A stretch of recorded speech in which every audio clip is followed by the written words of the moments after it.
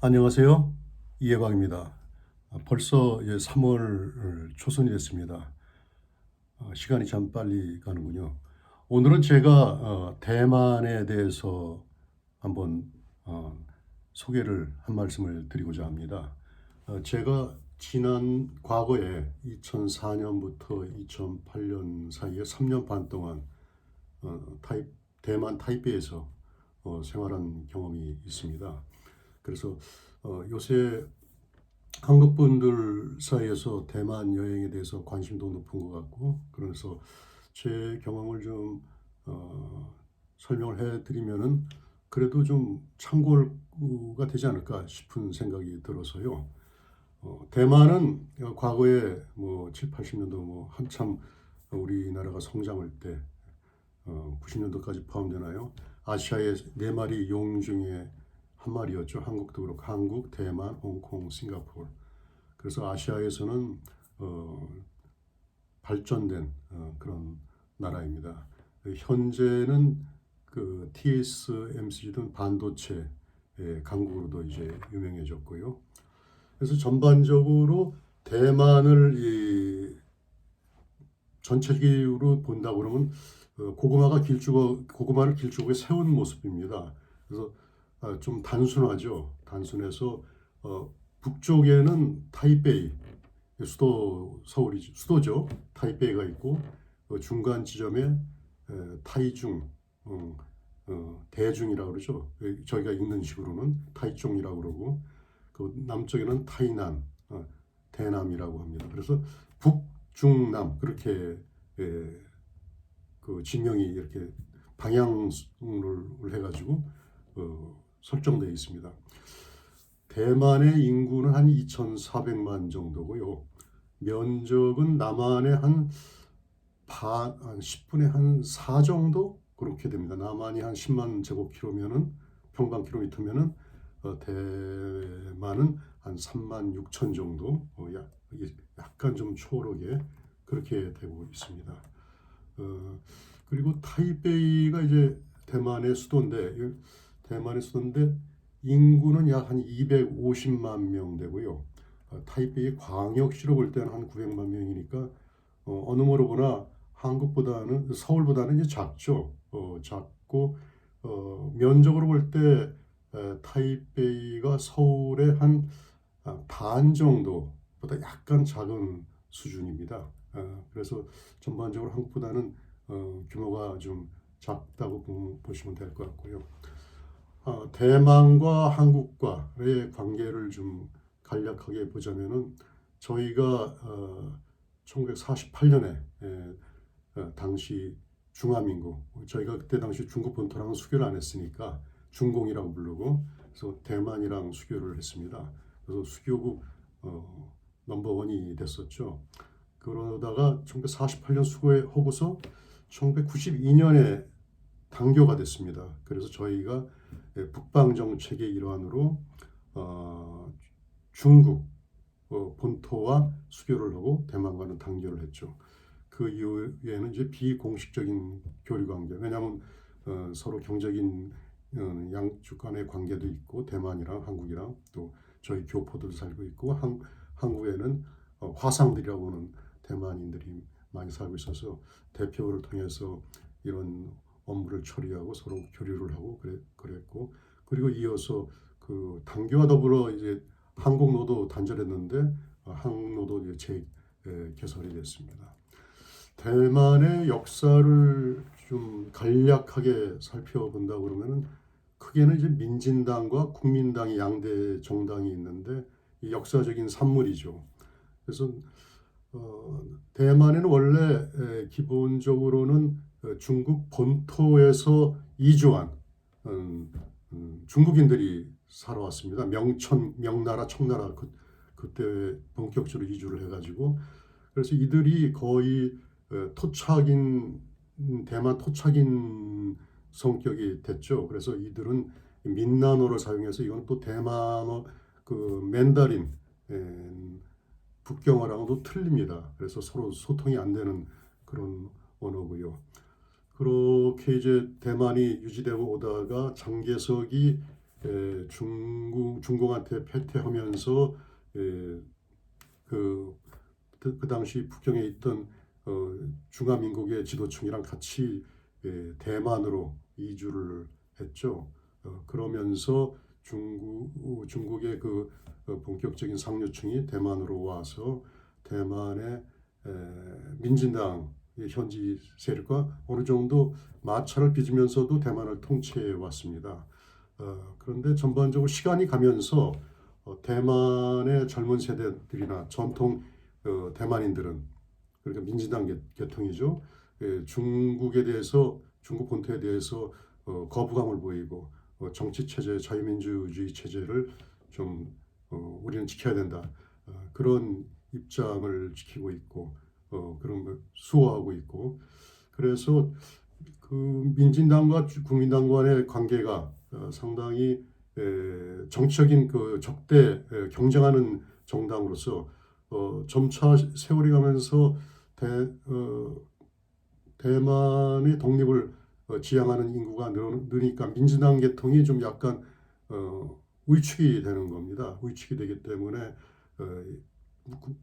국민당 계통이 위축이 되는 거였죠. 국민당이 위축이 되니까 이들이 그 마영구 총통 그쪽 계계 그 직전부터 그러니까 한 2000년 전후부터 서서히 이제 중국 본토와 교류 관계를 좀 물꼬를 트면서 민진당을 견제하는 그런 모습을 좀 보이고 현재까지 그게 되고 있습니다. 그래서 그렇지만은 경제적으로는 중국과의 관계가 심화돼서 직항기도 운항하고 있고요. 중국 본토에서 활동하는 대만의 비즈니스맨들을 보통 대상, 따이샹이라고 그러는데 수백만 명이 거기서 일을 하고 있고 상당히 많은 대만의 투자가 중국에 돼 있습니다. 그래서 중요한 선거 때마다 많은 대상들이 직항기를 타고서 투표로 오는 그 진풍경도 연출되고 있습니다. 그래서 현재는 중국은 대만을 통일시켜야 되겠다. 중국은 불가분의 대만이 불가분의 중국의 일부분이다. 그렇게 보고 있으면서 상당히 양안 간의 갈등이 벌어지고 있고 그 갈등과 가장 치열하게 정반대에 있는 게 민진당이고요. 국민당은 중간에 서면서 정권을 확보하고 이걸 유지하는데 중점을 두면서 약간 애매모호한 자세를 취하고 있습니다. 친중국적인 자세를 취하는 게 상당히 지금 현재 젊은이층한테는 거부감을 좀 일으키고 있는데 그래서 최근의 선거에서 민진당직의 총통이 총통 후보가 당선됐었죠. 그 총통 후보가 제가 있을 때 2000년대 초반에는 상당히 커나가고 있는 정치 신인이었습니다. 그런데 그 사람이 결국 민주당 후보로서 총통이 돼서 상당히 양안 간에는 긴장이 앞으로 계속될 거다 그렇게 좀 보이고 있습니다. 정치 얘기가 너무 길어졌습니다. 대만 관광을 좀 보신다 그러면 환도 여행이라는 말이 있습니다. 그러니까 대만의 고구마 같은 섬을 쭉 차를 타면서 외곽을 돌면서 환도 그러니까 섬을 돈다 그런 여행인데 대만의 도시가 도로가 잘 정비되어 있습니다. 이 도로를 타고서 도는데 일정에 따라서 뭐 3박 4일, 보통은 4박 5일. 그러니까 거기도 사이즈가 있기 때문에 뭐 2박 3일은 좀 뭐 운전만 하면 돌 수가 있겠죠. 그런데 관광이라는 게 그 요소에서 멈춰가지고 숙박도 하고 구경도 해야 되니까 한 4박 5일 정도는 최소한도 돼야 되지 않을까 그런 생각이 들기도 합니다. 타이베이는 전체적으로 잘 발달된 수도 도시입니다. 그래서 중국 문화, 전통 문화와 현대화가 아주 조화가 잘 돼 있는 곳이죠. 그러니까 다양한 식당도 있고 건물도 있고 문화재도 있고 그래서 관광거리가 풍부하고 이국적인 모습도 있고요. 근데 지진대로 대만이 좀 유명하지 않습니까? 간혹 큰 지진 사건이나 발생하는데 이 타이베이에 101층 빌딩이 2000년쯤 세워졌는데 상당히 그때는 이례적이었죠. 지진대 당시 동북아에서 거의 최초라고 해도 무방할 100층이 넘는 건물을 세워서 국제적인 관심을 얻었는데요. 그만큼 대만이 국제화에 앞장서고 있는 발전하고 있는 도시라는 상징이라고 보면 될 것 같습니다. 타이베이는 또 양명산이라고 아시는 분은 아시겠는데 그 화산 아직도 활동하고 있는 화산입니다. 그래서 그 기슭에는 상당히 큰 산인데 넓고 큰 산인데 그 기슭에는 뭐 온천이 많이 있습니다. 그 산기슭에 온천장 같은 게 많이 있어서 거기서 온천을 하고 식사를 하고 그런 관광 시설이 좀 거의 뭐 산 허리를 거의 덮다시피 그렇게 했는데 또 군데군데 또 양어장도 있어서 송어 양어장도 있고 거기서 활어를 잡아서 사시미를 먹거나 탕을 해서 먹는 그런 것도 있습니다. 대만에는 또 티엠무라는 지역이 있는데요. 양명산 기슭에 있는 지역인데 중산층이 거주하고 교육에 치중하는 그런 지역으로도 좀 유명하고요. 또 진산총독 온천도 있는데요. 이거는 신북시의 대만 근처에 있는데 대만도 일제 통치를 경험해서 대만을 통치한 총독의 관저였는데 그게 이제 개조가 돼가지고 관광 시설로도 온천 시설로 이용되고 있습니다. 그 근처에 딴숭이나 신주는 또 과학 도시도 유명한데요. 그 지룡 같은 그런 크고 작은 타이페이 인근의 도시를 좀 볼 수 있습니다. 그 1월담이라는 게 아주 유명합니다. 대만에서는 대만 중부에 있는 아주 큰 규모의 호수인데 이 호수 주변으로 관광시설, 의락시설, 숙박시설, 놀이시설들이 상당히 좀 그리고 해상 뱃놀이도 할 수 있고 그래서 이건 타이종 근처에 있는 호수인데요. 중부 지역에 이곳을 가면은 대만의 풍치를 또 즐길 수 있습니다.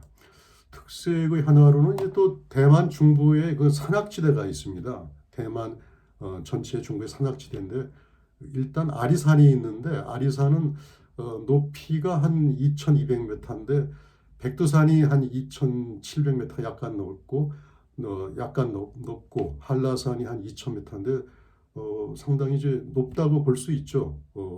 중부지의 고산지대라고 볼 수 있습니다. 근데 여기서 빼놓을 수가 없는 게 옥산이라고 있습니다. 위샨이라고 그런데 높이가 무려 3,952m로 전 세계에서 네 번째로 높은 산입니다. 그래서 대만 같은 조그만 나라에 이렇게 높은 산이 있으리라고는 아마 대부분의 분들이 상상을 좀 못했을 것 같은데 이게 엄연한 사실이고요. 동남아 동북아에서는 가장 높은 산이고 아까 말씀드린 세계에서 네 번째로 높은 산입니다. 그래서 상당히 인상적이고 거기에서는 해돋이 일출을 이제 보는 관광 코스가 있는데요. 나름대로 관광 숙박 시설이 곳곳에 요소에 잘 구비되어 있습니다. 한 가지 제가 갔을 때 인상적이었던 거는 그 옥산 근처의 그 높은 산 속에 호젓한 곳에 국민당 시절에 간부들이 묵었던 특별한 고급 별장소가 있습니다. 그리고 장개석 총독도 머물고 외국의 귀빈들이 왔을 때도 머물던 그런 별장소인데 지금은 일반인한테 개방돼 가지고 예약제로 운영되고 있습니다. 그래서 이것도 한번 수소문에 연락을 하셔가지고 예약을 하시면은 새로운 경험도 될 수 있을 것 같습니다. 아까 말씀드린 대로 이제 타이종, 그 대만의 중부에 이제 타이종이라고 있는데 대중이라고 그러도 한자는 일종, 대만 중서부, 서부 해안 쪽에 위치되어 있는데 그 유명한 TSMC가 본부가 소재한 지역이기도 합니다. 그 타이난은 이제 그 아래 대만 남부에 있고 까오슝은 그보다 약간 아래인데 역시 대만 남단 쪽에 위치했는데 해수욕장이 좀 발달했죠. 해안 항구 도시입니다. 그래서 동남아로 직결되는 그런 바다를 좀 볼 수 있습니다. 그리고 대만 중부의 이제 동부로 화련이라는 도시가 있습니다. 화리엔 그러는데 그 대만 중동부 해안에 위치한 도시인데 아주 그 험준한 협곡이 매우 인상적입니다. 그 내려다보면 끝을 알 수 없는 협곡이 아주 무서울 정도인데요. 때때로 이제 강한 지진이 발생해서 국제 뉴스에도 좀 어, 보도가 되기도 하죠. 그래서 화산지대가 여전히 살아있구나 그걸 아주 절감할 수 있는 곳이기도 합니다. 그리고 다양한 놀이동산이 있고 첨단 호텔도 있고 그 위락시설, 숙박시설도 있어서 한 번은 여기도 한번 가볼 때로 이제 보여집니다. 그 아래 이제 동부 쪽으로 타이동이라는 있는데 대동이라고 아주 한자 그대로 읽고요. 대만 동남부 쪽에 있는데 그쪽은 이제 아주 평범한 동부의 시골 도시 같은데 나름대로 그래도 중국적인 그 풍토를 좀 풍미를 좀 볼 수가 있는 것입니다. 전반적으로 대만을 쭉 운전을 하고 환도 여행을 하다 보면은 유럽에서 자동차 여행을 하듯이 그냥 한번 일람하는 그런 성격도 될 수 있고 곳곳에 이제 내려서 예약을 하거나 뭐 약속을 하거나 뭐 그래서 요소요소 뷰포인트 관광 지점을 관광 포인트를 좀 즐길 수 있는데 전반적으로 인상은 상당히 온화하고 온건하고 꽤 정돈되고 질서 잡힌 곳이다. 평온하다. 그런 인상입니다. 그래서 환도 여행이 이제 그렇게 즐기면 아주 좋을 것 같습니다. 문화적인 측면에서 보면은 제가 이제 고궁박물관을 좀 말씀을 안 드릴 수 없는데요. 이건 타이베이에 있습니다. 장개석이 목태동에게 쫓겨서 패배하고 대만으로 올 때 그 선박에 함대에 약 한 32만 점의 그 기기묘묘한 귀중한 문화재를 싣고서 퇴퇴를 했다고 합니다. 그래서 그거를 보관한 것이 고궁박물관입니다. 그래서 모택동도 장개석이 그 후퇴하면서 배에 그걸 싣고서 온다는 것을 알고 있는데 그거를 공격을 하면은 그 배가 침몰될 수 있지만은 그 안에 있는 문화재가 너무 아깝기 때문에 그걸 그 공격을 안 했다는 그런 설도 있습니다. 그래서 이 수많은 귀중한 문화재 보물들이 고궁박물관에 보관돼 있는데요. 이게 산속에 아주 그 안전하게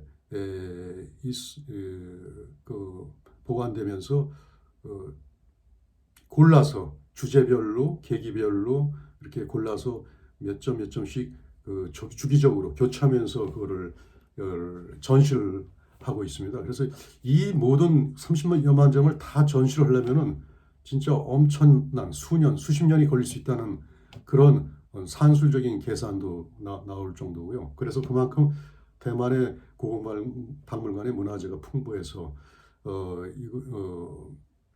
이거를 보실 거를 제가 강추를 드립니다. 그런데 이거를 저도 가서 봤는데 상당히 높은 수준의 문화재라는 걸 인정을 하지 않을 수가 없습니다. 미세한 그 조각품 같은 걸 보면은 현미경도 없었던 옛날에 아주 정교함의 극치를 자랑할 수 있을 정도로 그러한 문화재를 좀 만든다는 게 어떻게 그렇게 만들 수 있을까 진짜 불가사의하게 느껴집니다. 그래서 그 당시 거기서 그 하나의 그 전설 같은 얘기는 그 아주 미세한 조각품을 장인이 만들면서 그걸 만들고서 자기 시력이 좀 더 이상 망가져 가지고 자기 시력을 모든 노력을 심혈을 기울여서 만들고서 자기는 그 시력을 잃어버렸다는 그런 일화도 좀 나오고 있습니다. 그 대만은 또 한 가지 말씀드릴 거는 다양한 음식 문화가 발달되어 있습니다. 저도 그때 당시는 몰랐는데 지금 떠나고 와서 보니까 역시 대만에서는 참 아기자기한 음식이 많이 발달했었구나. 그거를 뒤늦게 좀 알게 되더라고요. 그래서 계속 그 음식을 개발하는 게 대만 사람들이 아마 취미인 것 같습니다. 상당히 문화적인 감수성이 풍부하고 문화적으로 풍요한 환경에서 살고 있는데 외식 문화가 발달했습니다. 대만에 보면 여성들도 다 직장을 가지고 있습니다. 그래서 맞벌이 하는 가정이 대다수이기 때문에 그 맞벌이 하다 보니까 집에서 먹기보다는 나가서 사 먹는 게 일상화 됐습니다. 그래서 값싸게 다양하게 집에서 조리해서 먹는 것보다 더 경제적으로 먹을 수 있는 환경이다 보니까 자연히 이런 요소가 결합이 돼서 음식 문화가 발달한 게 아닌가 싶습니다. 전반적으로 대만인들의 체형이 좀 날씬한데요. 특히 여성들은 더 날씬하고요. 그래서 왜 이렇게 날씬한가? 먹는 거를 좋아하고 음식 문화가 발달하는데 어떻게 날씬한가? 기름진 것도 많이 먹는데. 근데 거기에 대해서 나오는 그 설명은 크게 보면 두 가지인데요. 기름진 거를 많이 먹지만은 아열대성 기후에서 땀을 많이 흘리기 때문에 일단은 지방이 배출되는 게 아닌가. 그리고 대만의 다양한 차에서 차를 이제 상시 마시고 있는데 거기에서 지방 성분을 분해하는 그런 게 있지 않는가. 그렇게 이제 추측을 하고 있습니다. 대만에서 제가 이제 먹었던 특색 있던 음식 중에 하나는 취두부, 초토프라고 그러죠. 상당히 두부의 일종인데 아주 처음에 먹을 때는 역한 냄새가 납니다. 역한 냄새가 났는데 먹지를 못한 처음에는. 근데 처음에는만 그렇고 점점 가다 보니까 이게 중독성이 있어서 거의 인이백이다시피 해서 나중에는 찾아 먹게 되는 그런 묘한 음식입니다. 그래서 이런 면에서 볼 때도 대만인의 음식 문화가 아주 뛰어나다 그런 걸 알 수 있습니다. 한번 이 초토부를 한번 경험해 보시기를 추천드립니다. 처음에는 분명히 먹기에 좀 괴로울 정도로 이걸 어떻게 먹나 그럴 정도로 하는데 이게 먹다 보면은 이걸 찾게 되는 그런 아주 신기한 음식입니다. 또 펑리스라고 있는데 이건 파인애플을 즙을 내서 만든 과자입니다. 그래 파인애플 잼 형식으로 해서 과자를 만드는데 이것도 대만에 있는 아주 특색 있는 거고요. 또 대만은 이제 중국의 만두가 대표적인 음식 중에 하나지만은 대만은 또 만두가 또 발달했습니다. 물만두가 발달했는데 물만두의 그 대가인 식당이 등타이펑이라고 있죠. 저도 거기 몇 번 갔는데 그 건물 자체는 아주 날씬합니다. 날씬한데 4, 5층 건물인데 사람들이 줄을 서고 있습니다. 항상 밀려서. 근데 거기에 보면 물만두를 쪄서 이제 나오는데 조그만 사이즈는 조그만한데 그 안에 물이 들어가 있습니다. 그래서 잘못 먹으면 터져가지고 입을 대게 되는데 조심스럽게 먹으면 아주 맛이 좋은 만두를 즐길 수 있습니다. 그래서 한국에도 브랜치가 들어왔다는 얘기를 들었고요. 중국 본토에도 진출을 했고요. 근데 한국에서 그거를 먹어본 대만에서 먹은 사람의 평을 들어봤더니 역시 대만에서 먹는 등타이펑 물만두가 역시 더 뛰어나다 그런 얘기를 하더군요. 우롱면이라고 있습니다. 또 한 가지는 그 소자인데 우육면이라고 그러죠. 우육면인데 우롱면이라고 이제 발음이 되고요. 그 중국식 발음으로는 쇠고기 국수입니다. 그런데 쇠고기 국수인데 쇠고기 양식을 졸여가지고 만든 그런 쇠고기가 들어가 있고, 근데 그게 아주 인기 있는 거고요. 또 동파육이라고 있습니다. 동포로라고도 부르고요.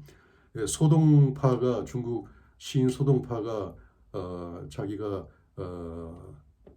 그 통치하던 그 지역의 백성들을 위해서만 만들었다는 개발한 음식이라는데 저도 이걸 처음 봤을 때 이게 어떤 약간 좀 인상적인데 어떤 모습이냐면 사각형으로 돼가지고 층층이 되어 있습니다. 그러니까 맨 위에는 어, 돼지의 비계가 있고 그 층층 있지 않습니까? 삼겹살처럼 삼겹살 단면으로 돼가지고 속에 살까지 해서 한 5cm 뭐 많게는 10cm가 될 수 있고요.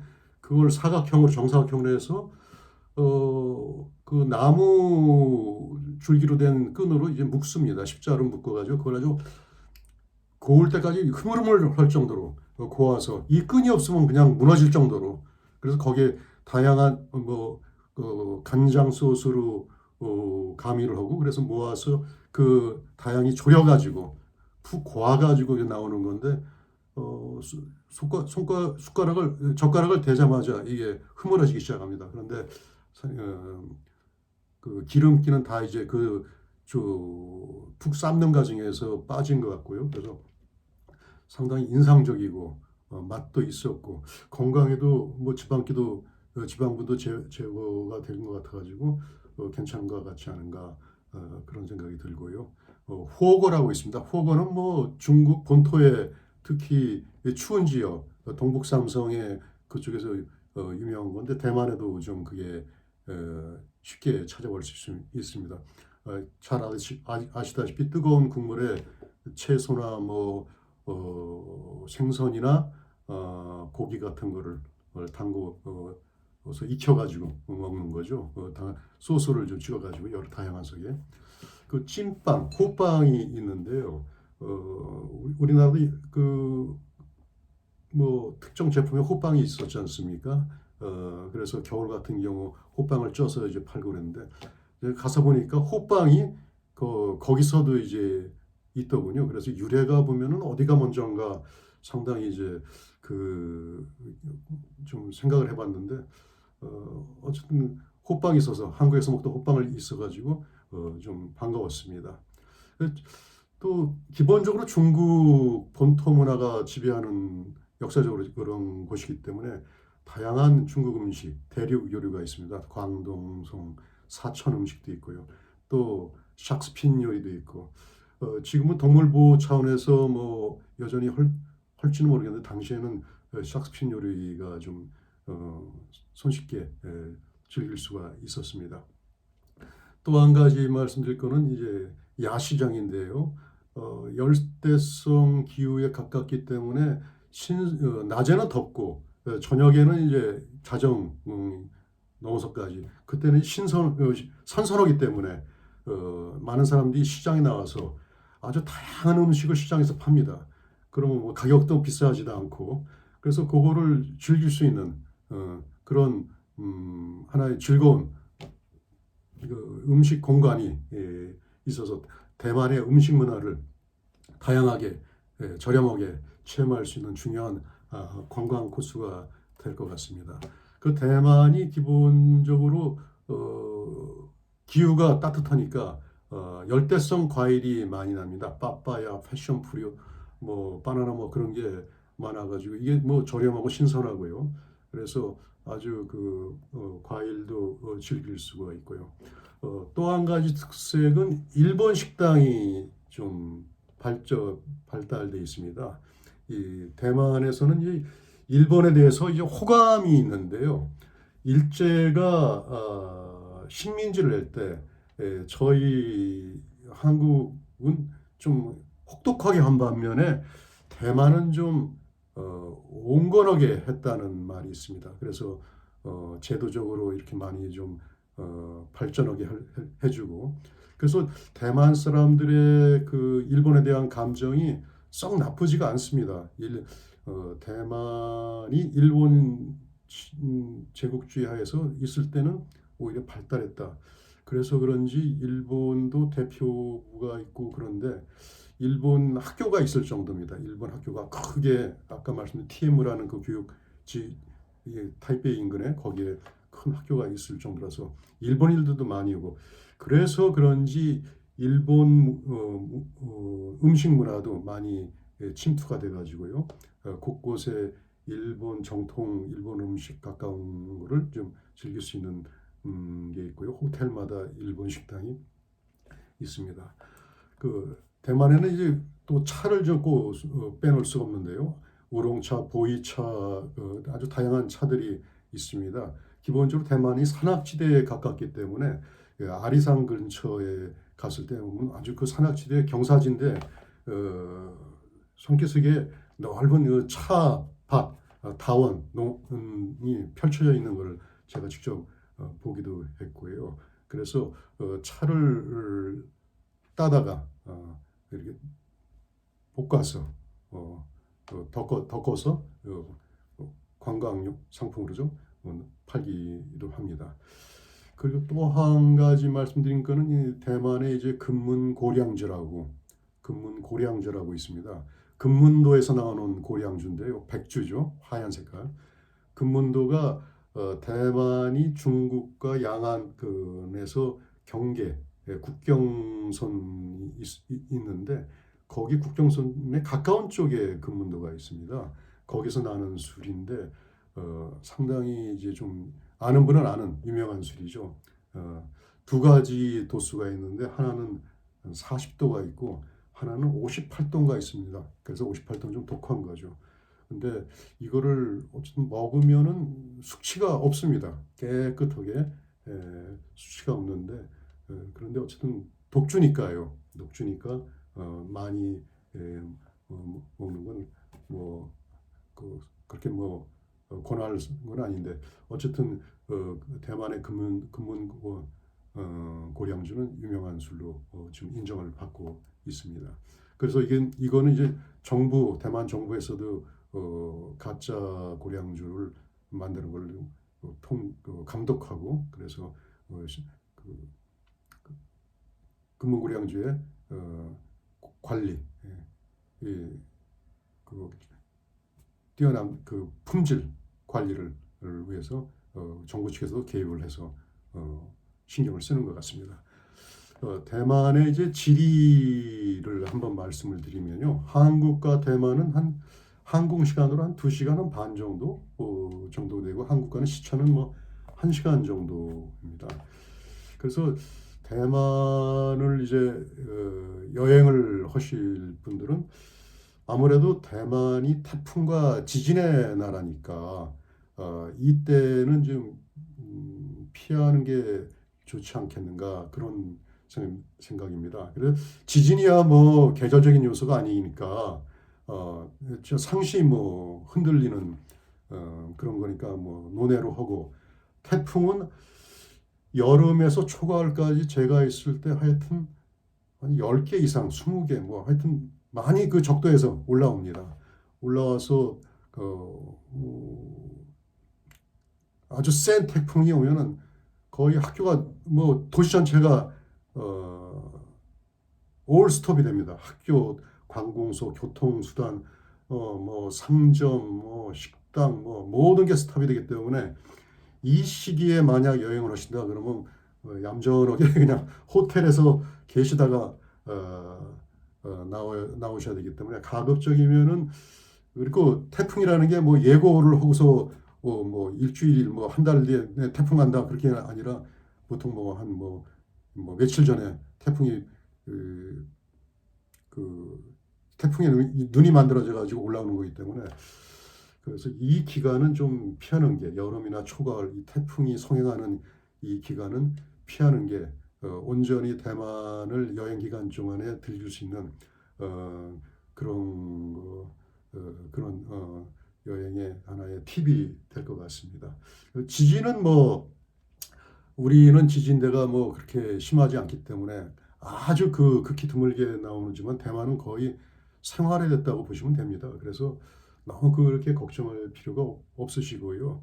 그 타이베이에 101층 빌딩도 있는데 저도 왜 이렇게 대만 지진대에 저렇게 높은 빌딩을 세웠나 했는데 뭐 지진에도 대비해서 안전하게 졌다고 그러더군요. 그래서 어쨌든 뭐 이거는 101층 빌딩을 짓고 아직까지도 안전하게 벌써 20년이 훨씬 지났는데 보니까 지진은 크게 염려해도 되지 않을 것 같다. 그런 말씀을 드릴 수 있을 것 같습니다. 그래서 대만을 제가 그 3년 반 동안 있으면서 느낀 거는 대만인들은 마음속으로 자기네들은 그 대만 본토의 문화적인 중국 문화의 우월감을 좀 어느 정도 느끼고 있는 것 같아요. 비록 이제 중국 현재 공산당, 중국 정부와 중화인민공화국과는 정치 체제나 모든 게 틀려서 통일을 좀 원하지 않는 사람들이 아주 많지만은 그러면서도 한국에 대해서는 상당히 우호적인 감정이 있고 그래서 우리로서는 한국 사람으로서는 그 대만에 대해서 한번 가까우니까 가서 중국 본토와는 다른 대만의 생활 환경이나 문화나 지리적인 그 모습 조건 같은 거를 좀 경험해서 대만에 대해서 한번 좀그 여러 가지 알 수 있는 기회를 가질 수 있으면 좋을 것 같습니다. 혹시 대만 여행을 계획하신다면 제 이 경험이 준비에 도움이 되기를 바라겠습니다. 오늘은 여기까지입니다. 다시 새로운 내용으로 찾아뵙도록 하겠습니다. 안녕히 계세요.